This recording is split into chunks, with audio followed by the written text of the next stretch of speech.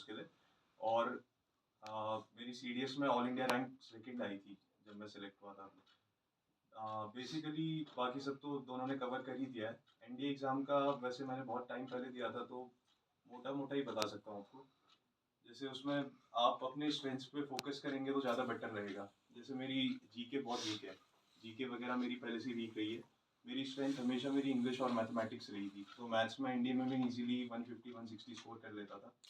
और बाकी एनडीए की कट ऑफ मेरे टाइम पे तो शायद 340 350 के आसपास रहती थी। आजकल का 290 काफ़ी कम हो गई। तो मेरा फोकस यही रहता था कि मैथमेटिक्स में जैसे मेरा 150 प्लस स्कोर आ जा रहा है, तो मुझे बाकी जीएटी के पेपर में 200 250 भी स्कोर करूंगा तो मेरा इजीली कट ऑफ के ऊपर चले जाता था और मेरिट की भी कोई इशू नहीं आती इन केस अगर आप रिकमेंड हो जाए। तो अब मेरा तो वही फोकस रहता था कि हमेशा अपने स्ट्रेंथ पे और फोकस करके उसे बढ़ाओ, वीकनेस पे आप जस्ट पासिंग मार्क्स ले आओ। तो जीएटी का मेरा हमेशा रहता था 50 क्वेश्चन इंग्लिश के होते थे, तो उसमें से 50 तो मैं अटेम्प्ट कर ही देता था हमेशा। मेजोरिटी केसेस में 40-45 सही हो ही जाते थे। बाकी फिजिक्स और केमिस्ट्री और उसका पीसीएम बैकग्राउंड था मेरा, तो वैसी इशू आई नहीं थी।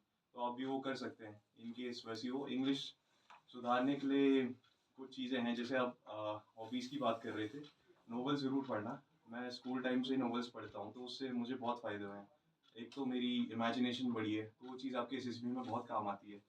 और नॉवेल्स पढ़ के आप दूसरों के पर्सपेक्टिव से लाइफ देखना सीख जाते हैं, तो हर तरीके से आप आपकी पर्सनालिटी बढ़ेगी। वोकैबुलरी तो आपकी ऑटोमेटिक बढ़ेगी अगर आप नॉवेल्स पढ़ेंगे, तो वो आपके इंग्लिश स्पीकिंग में भी काम आएगा, एसएसबी में भी काम आएगा, इंटरव्यू वगैरह में, और आपके रिटर्न एग्जाम्स में भी वही काम आएगा।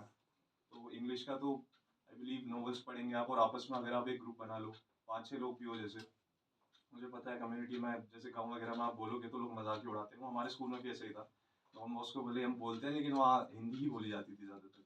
तो कुछ ही लोग थे जो ऐसा सोचते थे उस टाइम की। सो एक अच्छा ग्रुप अगर आप लोग बनाएंगे तो बेटर रहेगा। आपस में इंग्लिश में ही बात करिए यहाँ लाइब्रेरी में जब भी आते हैं आप लोग, और नॉवेल्स पढ़िए। बाकी हॉबीज़ वगैरह रखना ज़िंदगी में। मैं जैसे फ्री टाइम होता था साइकिलिंग कर लेता था, या बास्केटबॉल खेलता था। मैं स्टेट लेवल बास्केटबॉल प्लेयर हूँ मैं भी। तो अपने 2-3 स्पोर्ट्स ऐसे पकड़ लीजिए साइड में। तो ओवरऑल मेरा यही है कि एज अ बेटर पर्सन अगर आप जाएंगे, चीज़ें ऐसी करिए कि आप लाइफ में इम्प्रूव करें, तो एसएसबी आपको ऑटोमेटिकली ले लेगी। रिटर्न एग्जाम का तो अभी जयकार की लोगों ने बता ही दिया, ग्रुप में भी पूछ लेना आपको कोई दिक्कत हो तो। और एसएसबी का जैसे बेसिक फंडा 3 ही चीज़ पूछते हैं उसमें, उसे मनसा, वाचन और कर्म।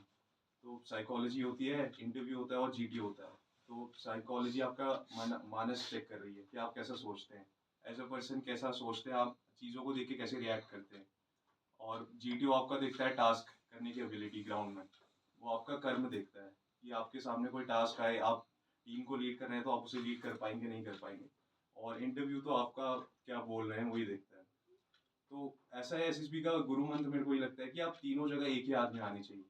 जैसा आप बोल रहे हैं, जैसा आप कर रहे हैं, और जैसी आपकी साइकोलॉजी है, अगर ये मैच हो गई तो आप ऑटोमेटिकली सेलेक्ट हो जाएंगे। यहाँ का लोगों को ये दिक्कत है कि ऐसा लगता है कि पहाड़ के लोग ना थोड़ा अंडर प्रिविलेज फील करते हैं, ऐसा लगता है कि हम पिछड़े हुए हैं ऐसा कुछ।